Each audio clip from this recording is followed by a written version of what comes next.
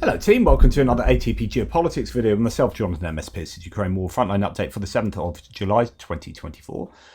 It's been a very busy day for me in general, and indeed the news has kept on coming this afternoon, so not sorry for producing as much content as I have, given it's a Sunday afternoon and whatnot. But yeah, I feel pretty buoyed with what's been going on in Europe and in the UK with regard to outcomes for Ukraine, really, for continued support for Ukraine. We'll wait to see what happens in terms of Ukraine's support from France, given there's still a prime ministerial appointment to be made. But it's certainly looking better than it was a couple of days ago. So that's really great news. And the UK doing a good job too. So let's now look at the front line to see what has changed there. We can say that the key to the map is on the screen at the moment. Pause the video if you want to check out what the lines mean. Thanks to JL who's done the mapping today. Absolutely great, because I definitely wouldn't have had time to do this today. Okay, so we'll go to the north. You can see pins all over the shop. I don't have time essentially to go through the Institute for the Study of War granular breakdown, and there aren't too many tweets to go alongside what Surat Maps has said, but we'll just take a look anyway, and I'll I guess bluff my way through it really. Good news in the north, where it looks like the Kharkiv counter offensive has kind of failed for the Russians. We have the two main sectors here. Not hearing anything about this other one that the Russians have gained further to the northwest of Kharkiv. But the one straight to the north, we have Deep State Maps reacting to what Surat Maps had yesterday. In fact, taking it a good deal further along this water feature here, where the Russians have been pushed back at least as far as Surat Map says, and further to the north. But main part of Hliobike appears to have been cleared out of, or at least the Russians do not control it, as according to Deep State Map. We'll see what Andrew Perpetua says in a forthcoming update, I'm sure. Although he does have the Ukrainians pushing the Russians back, as we had seen from Surat Maps, to the east of Vovchansk there. So good news confirmed up there. I'm not necessarily saying that is something that's happened in the last 24 hours, because Surat Maps had said that both of those things yesterday. Then when we come down to the northeastern axis from Kupiansk to Svatova to Crimea, we can see that both Deep State Map and Surat Maps has some gains for the Russians just to the west of Vladimirovka, into Pischany, that's definitely a bit of a challenge for the Ukrainians, because we've heard so much about these various threats of going towards Borova, for example, from a number of different sectors along this front line. And here seems to be another one. And actually, they are creeping forward. They are getting further to the west towards Yoskil River. There is that difference between the white line of the May the 30th last year. Yes, that's pretty unimpressive to take that in. That's now a year and June, July, August. So June, July. So that's a year and 1 or 2 months there, and that is as far as they've got. So on the one hand, that's unimpressive, but on the other hand, it is worrying that they are getting closer to the Oskil River. But again, it's this perspective, isn't it? Like, as you zoom out, you think, my goodness, the Russians are grinding along in these areas of the front line. And you think, oh, woe is the Ukrainians, but how much land are they taking, and for what losses? Really, is this setting themselves up for a loss? But we shall see. It is definitely not easy for the Ukrainians, and they are suffering all along the front line themselves, and they don't have as many human beings as the Russians. But as long as we keep supplying them with asymmetrical advantage in terms of equipment, then we're doing as much as we can. Now, I don't think we're doing it nearly as quickly as we could and should, but the prognosis that I've said for a long time, I said it right from the beginning of the war, is With each passing week, the Ukrainians get better equipment and the Russians get degraded equipment. No one else is providing Russia with the newest or even relatively new stuff from outside of Russia. They can just build and refurbish their old stuff and hopefully produce some new stuff, but without the required electronics to make it, kit with the best optics and so on and so forth. So they are getting degraded. The Ukrainians are getting upgraded. We can see this from lost stats where the Ukrainians are now losing predominantly Bradleys as opposed to BMPs. So it means that they are, each passing month, their whole fleet of equipment, if you like, is getting stacked up with Western kit, and that replaces, through attrition, natural wastage, replaces the old Soviet kit. And so they just get better and better in terms of equipment, and the Russians get worse and worse. And the game then becomes about personnel, really, and who has the deepest personnel pockets. But yeah, the Russians here are anyway. I massively digress. I must stop doing that. But the Russians are making gains there, and that is challenging, and it is worrying to see them move that far forward in that area. And then we come further to the south, and they're making some gains towards the Zherebets River in Makivka area. And both Deep State maps and Suriyat maps has them sort of in the very outskirts of Makivka. Again, that's not good news for the Ukrainians there either. No change to the Terny Torska area, Serebyansky Forest, what we know is really difficult fighting there. There's lots of video footage coming out from the Serebyansky Forest, lots of trench line fighting going on there that you can go and find on the socials. Plenty of footage coming out there. Seversk, no change. North of Bakhmut, no change to the mappers. Not saying there isn't lots of activity there, though. And then Chaziv Yar, it looks like the other mappers, Deep State Maps and Andrew Perpetua, have now said, right, yep, Suriyat Maps is correct now in the claims around Kalinivka, broadly speaking, give or take, and Canal Micro-District, and further to the south as well. So a little bit of disagreement maybe in this forest area, and it could just be that there's no actual evidence of that. It's more like supposition. If you see them active around parts of this, then they probably do control this, but that could be the rationale behind Andrew's lack of movement around there. But yeah, all the mappers saying that broadly speaking, the Russians are now at this canal that comes down here.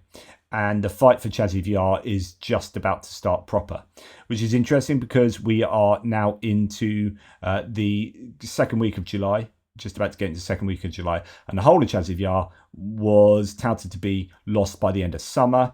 We're not too far away from that now, and they're only starting to fight on the outskirts of Chaziv Yar, the other side to the west of the canal. So I think the Ukrainians have done a really good job to keep the Russians at bay. It's now pretty destroyed, Chaziv Yar, but should be well dug into. It's going to be interesting to see how much the Ukrainians try and hold on to Chaziv Yar, because it's much better to fight here than further to the west, because then you're in Konstantinivka, then you're getting closer to this semicircle of really important towns and cities. And so this is as good a place as any to fight. It's when it becomes too attritional for the Ukrainians that it becomes a problem. But the claim is that the Russians have lost 5,000 troops in taking Canal Micro-District. This area is the claim that came out this morning. To lose that many troops in that endeavour is absolutely insane.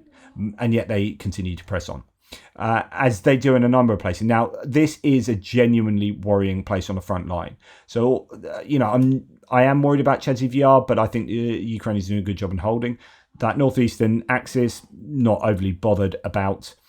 Here is a problem. Teretsk, I think, losing that would then, you've got Konstantinivka threatened from both the Chaziv Yar direction and the Teretsk direction. Now, the issue here was the rotation of a couple of units at the same time is one of the claims, and also that attack they did, I think it was here where they went through the pipelines, the Russians, and popped up behind the Ukrainians, and that's how they're able to get so far in so quickly. And it's not the first time that's happened. As I said when I reported that a few days back, that this happened down in Avdiivka a number of times. So it's really frustrating that the Russians seem to be good with the pipes. Anyway, Surat Maps has some gains for the Russians just north of Druzhba, north of the railway line coming from Mayorsk to the west there. And then also further gains in, is it Pivnichne, north of, actually it's south of Pivnichne. So this is, I forget which area this is because there are too many pins around there and it takes away from the labels. Nonetheless, it is all the kind of Tourette's general conurbation.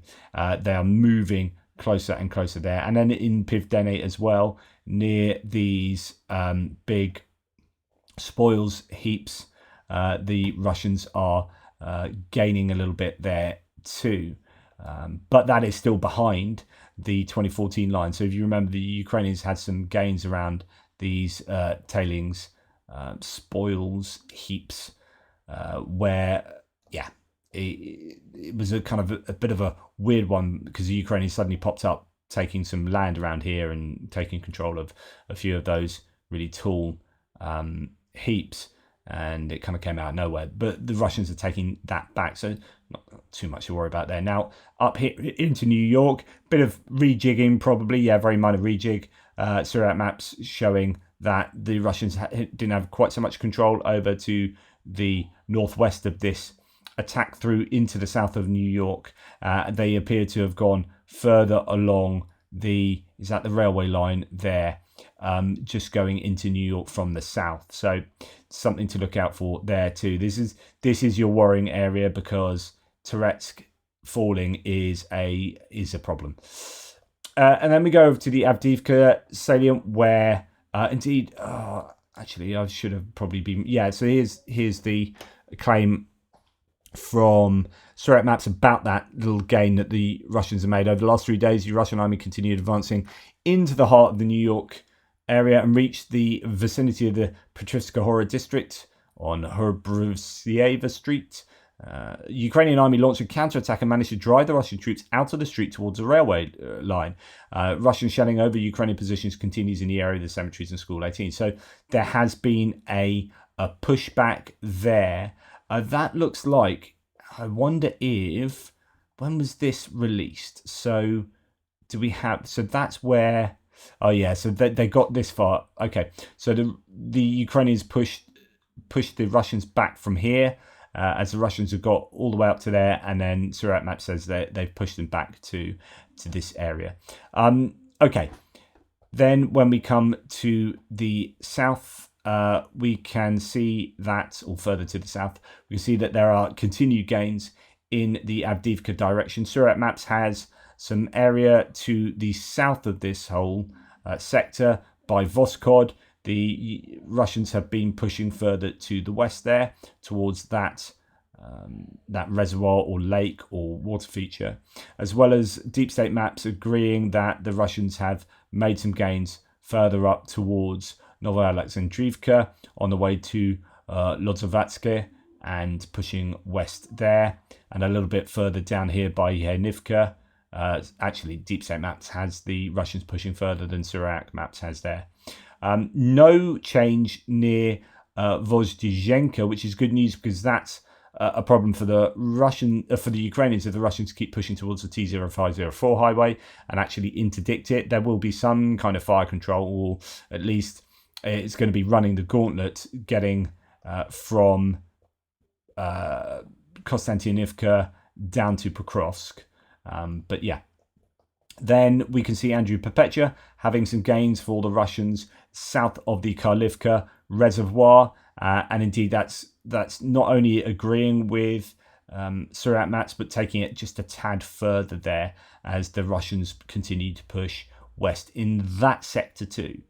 And that's that for the eastern front line, and indeed for the rest of the front line. So no change to the southern front line, no change to Dnipro. Although it has to be said that there is continued fires all around here. Some more firms data has just come out to show that there are some serious issues for the Russians.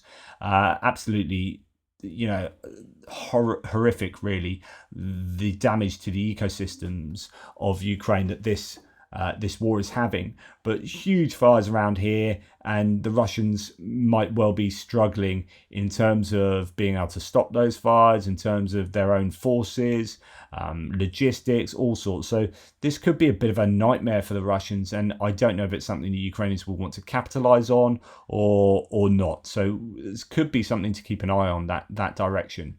But a bit of a mixed bag for the Ukrainians, as in, yep, they're doing quite well up in Kharkiv in pushing the Russians back there, but they are under a lot of pressure all down that eastern front line. So we'll have to see how that develops as time goes on. Anyway, thank you for watching. Please like, subscribe, and share. Really appreciate all your support. And take care, and I'll speak to you soon.